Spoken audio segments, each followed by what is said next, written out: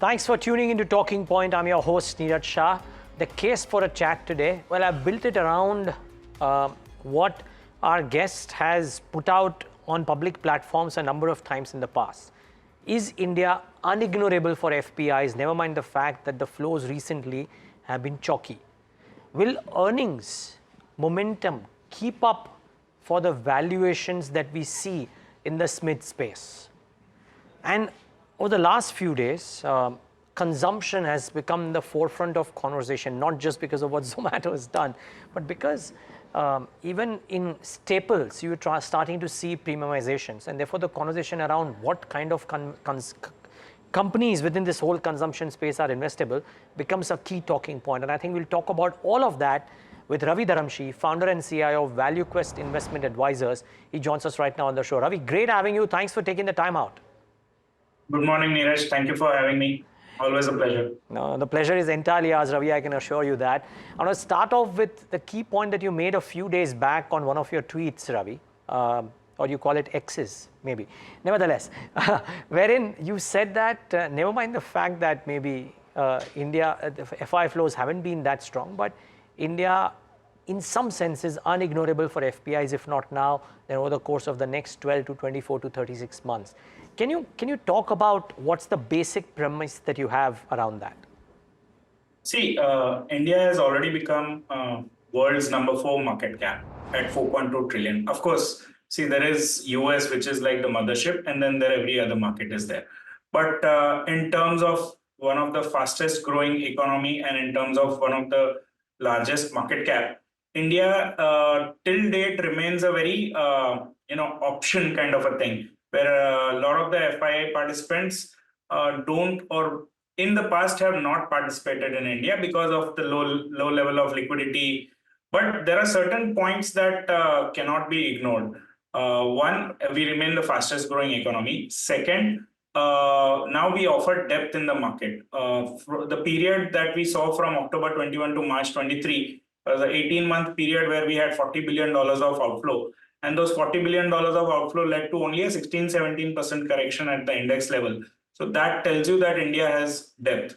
We have now domestic flows worth of about $40-45 billion coming in annually, pretty much stably because of the SIP flows, EPFO, and insurance money that we are getting on a monthly basis. Of course, there will be some ebbs and flow over there, but moti, largely, I think $30-35 billion is not going anywhere. So India is offers depth as well. Then it offers breadth. The kind of sectors that India has to offer, not many emerging markets offer. So India has been clubbed along with the emerging markets, and because of that, I think that's a great disservice, because we have financials, we have technology, we have new age businesses, we have renewables. Many new sectors are getting added. We have a manufacturing base which is growing. So not every economy or every emerging economy has this kind of wide representation of sectors in the market. So that is one more reason why it should not be ignored. And then coming to the fact that FPIs historically have been far higher allocated. Today, India is at about $4.1 trillion kind of a market cap. FIIs own about $680 billion of it, which is 16.5% kind of an exposure. It's historically at a lower number. We have had exposure as high as 24-25% in the past as well. So, if I were to compare it with actually the desirable money like long onlys, sovereign, pension, endowments, their exposure is even lesser. Now, on the other hand, our weightages in the MSCI or FTSE has been constantly rising because of the increase in the free flow, because of the performance. So that is actually leading to even passive flows will have no choice but to come to India. So all these factors put together point to a fact that FIIs will have to make India not an optional, not a good to have market, but must have market in the future. Ravi, you just trying to understand, you manage large pools of money as well in that sense. Are large institutions like yourselves or some of the global institutions, some of whom for whom you also manage money, are they comfortable with the valuation argument? Because One can argue that India has always been expensive, so therefore valuation shouldn't come into the picture. But somehow in almost all narratives, all sell-side notes, the valuation numbers do come into the picture, and maybe rightly so. So how do you argue against valuations? No one cannot argue against valuation, but there are two parts to the valuation. One is absolute valuation in itself, and second is premium to the other markets. I think that premium to other market is a flawed argument, and we should ignore it. Absolute valuations on its own, yes, of course, you need to enter at a point of time where valuations are the odds are in your favor. But as compared to other emerging markets, or even as compared to some of the other developing markets, I think we offer much better growth profile, much better ROIC profile. We are at a stage in the cycle where we are still rising. So from that perspective, I think expansion of the premium is very much justified.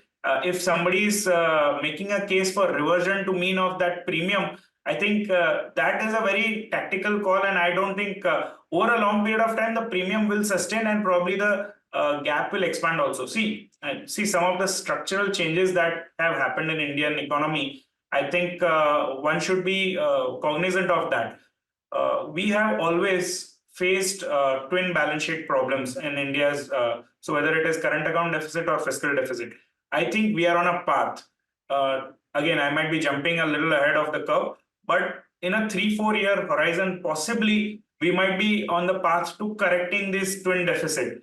Look at the way the tax numbers are panning out. Look at the way our exports have now started growing, and the balance of payment is now coming under control.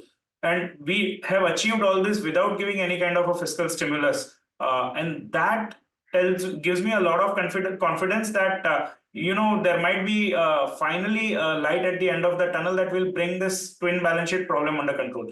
Now, if that kind of thing was to happen, the only thing that we lack as against a US is a reserve currency. But even over there, I think RBI has done a fabulous job of managing the volatility over there. Last 2 years, virtually, rupee has been the most stable of the currency. So if that kind of background is there, and if we can showcase that we can sustain this for a long period of time, I think India deserves premium valuation. So again, absolute valuation, yes, you have to look at the company that you're buying into, but premium, the argument of premium versus other markets, I think there might not be reversion to mean as compared to what it was maybe say 10-15 years back. No, and Ravi, maybe you're not jumping the gun. I mean, you are, as you always are, not wanting to over commit, so to say, but there's a UBS note that I read recently which also spoke about how the FY24 CAD might be narrowing below 1 as well. So in some sense, it is now the narrative that a lot of people are latching on to. The other small question, macro, and then I'll come to specifics as well, but the other small question, and again, correct me if I'm wrong, but my inference of what you put out on X a few days back was that while SMIDs are expensive, the earnings momentum in SMIDs, in select pockets, bottom-up ideas is so strong that it will make up for the valuation mismatch that exists currently. Is that true for a large universe or a very narrow universe within the small and mid-cap space?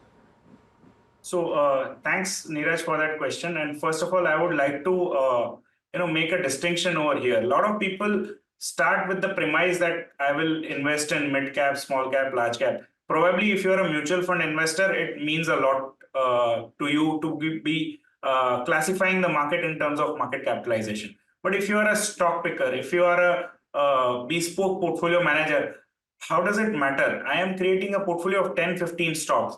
And SEBI has straitjacketed the definition that the top 100 companies of this country are large cap, 100 to 250 are mid cap, and 250 and below are, or 500 are small cap.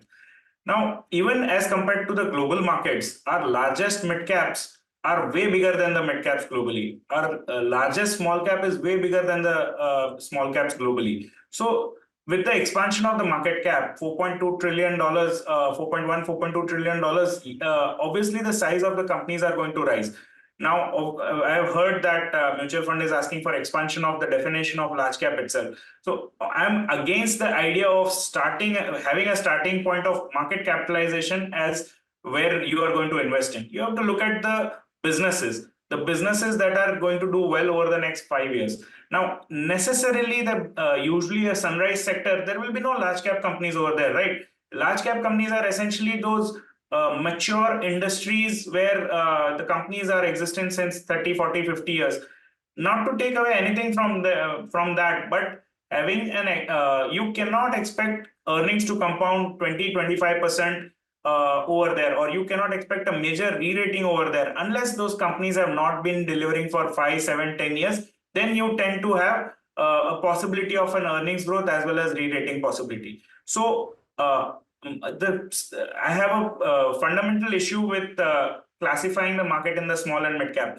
But having said that, if we still want to take a look at what the market is thinking and how one should be thinking about it. Clearly, a lot of flows have gone into small and mid cap. What I spoke about earlier, that $2 billion of SIP, $1.5 billion of insurance and EPFO money, roughly 40-50% of that money has flowed into small and mid cap schemes of the domestic mutual funds. Now that has led to some expansion in the multiple, and valuations have gone a little out of hand, and that's why we are at this juncture correcting. This correction was very much required, and all the froth probably is gone out of the system. There was some amount of leverage in the margin funding book, and that also needs to get corrected. Still, probably a lot of these people are sitting on gains only, even after this correction. So I won't be surprised if it corrects some more from here. But the point is that when the profit cycle in an economy is on the rise, like we are, from the bottom of COVID times, we have the profit to corporate PAT to GDP is increasing. In that scenario, usually the universe tends to expand. The number of sectors doing well tends to expand. Number of companies doing well tends to expand. And you cannot be riding the India story without having any kind of a small and mid cap exposure. So yeah, tactically and reversion to mean maybe large cap do well over the next 6 months. But I would say over the next 5-year horizon, you don't want to lose sight of the forest for the woods. You still want to identify businesses, companies, sectors, themes, regardless of their market capitalization, that are going to do well over the next 5 years. Agam Johnson now with the details.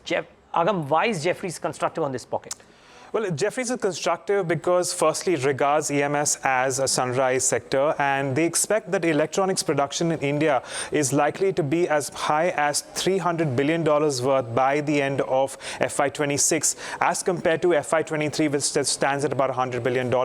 Based on that, they have initiated a hold rating on Kaynes Technologies. They do suggest that it enjoys the highest operating margins among the EMS players, and it has an optimal mix, or moreover, they have substantial diversification across components. However, its working capital is stretched at the moment, and they find the stock expensive considering it is going at around 70 times its FY25 price to earnings. Moving on to Surma, well, they have initiated a buy here with a price target of 640, and they say that once again the company is very well diversified across verticals, which would include industrials, consumer electricals, auto, as well as medical. And they say that there's going to be incremental focus on niche verticals, and considering it is going at a discount to Kaynes at around 44 times FY25 price to earnings ratio, is the reason why they're pegging a buy here with a price target of 640 on Surma. Thanks so much, Agam, for putting that into perspective, that note. And Ravi, I'd love to come to you because I think the argument for or against EMS could only be around valuations because the growth numbers look solid. How are you approaching this? Because you are amongst the early identifiers and early investors here, if I'm not wrong. How do you think about it now? See, if you dial back 2.5 decades back when IT sector was a sunrise sector, these companies were all growing at 70, 80, 100%. And they continued growing at that rate for a period of almost half a decade. And then they slowed down. They came to 100%, went to 60, 70%, went to 30, 35%. Eventually now today they are growing in single digits. So I'm saying every industry goes through this kind of a phase, any sunrise industry. So electronic manufacturing, I definitely put in that sunrise sector, as the report mentioned. India has long ignored manufacturing as a base. We have never tried to become a manufacturing base. Now today there is a window of opportunity. because world has suddenly realized that they are too dependent on China for their supply chain. A lot of people say this is deglobalization. I say this is not deglobalization. This is realignment of global supply chain. So some of that will be nearshoring, some of that will be friendshoring, some of that will be onshoring. So India is part of the friendshoring part of the realignment of the supply chain. So within that, the key, obviously, I mean, semiconductor is the new oil. Our entire lives are dependent on the electronics that run around us. So, and semiconductor and the electronic value chain forms a major part. And it is important that a major country like India is self-dependent on many of these things, or at least have the some part of the value chain over here. Now, with the advent of mobile manufacturing first, we managed to get the OEMs, whether it's Samsung, Apple, and along with them came the first level of, so any kind of supply chain shift will happen from the lower end first, which is at the assembly level. And then gradually from assembly, it will move to component, then it will move to sub-assemblies, and then probably the entire product. And then eventually we'll have brands coming out of India. This is usually the line of development followed by most countries. And these companies that we are talking about are still very small. Their absolute revenue sizes are 2,000-3,000 crores, as compared to some of these large giants like Foxcons and Pegatrons, which are in billions of dollars. So what I'm saying is this sector will be a much larger sector 10 years down the road. That goes without saying. However, identifying a winner over here, and of course, the growth has to be a profitable growth. These are the two challenges that we will be facing in this sector, because this sector is not like technology, which is not capital intensive or not working capital intensive.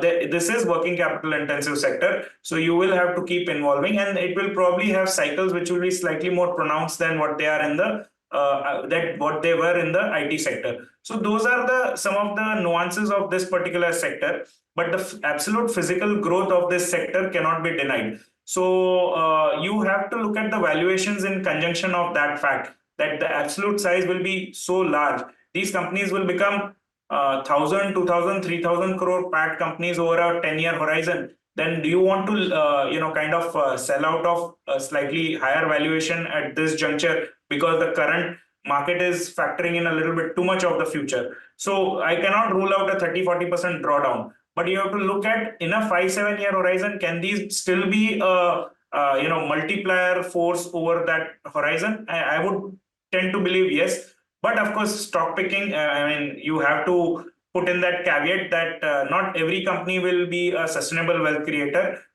You have to do your work and figure out which will have the most profitable growth and sustainable growth. At the risk of maybe not being able to cover other things, because we have paucity of time, Ravi, I'm tempted to ask you a follow-up here. And the follow-up is this, that the most common adage is that ये company 70 times पे है, इसको बेच दो. This company is at 35 times, isko kharido. My question to you is, a company which is trading at 70 times might be trading out there for a reason too, right? Because the market really likes its execution or future growth potential or whatever. Do you approach this pocket that way, that if a company is so expensive, then necessarily get out of it?